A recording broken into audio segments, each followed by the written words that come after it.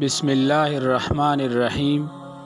ایمان کے بعد سب سے پہلا فرض ستر پوشی ہے۔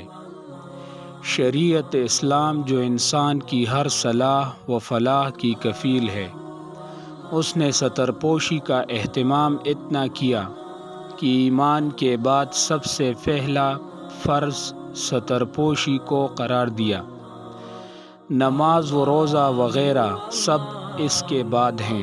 حضرت عمر فاروق رضی اللہ تعالی عنہ فرماتے ہیں کہ رسول کریم صلی اللہ علیہ وسلم نے فرمایا کہ جب کوئی شخص نیا لباس پہنے تو اس کو چاہیے کہ لباس پہننے کے وقت یہ دعا پڑھے: الحمدللہ الذی کسانی ما اواری بہ عورتی واتجمل بہ فی حیاتی۔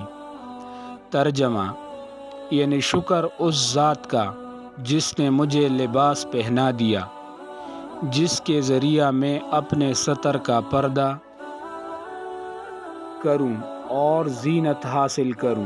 اور فرمایا کہ جو شخص نیا لباس پہننے کے بعد پرانے لباس کو غرباء و مساکین پر صدقہ کر دے تو وہ اپنی موت و حیات کے ہر حال میں اللہ تعالیٰ کی ذمہ داری اور پناہ میں آ گیا۔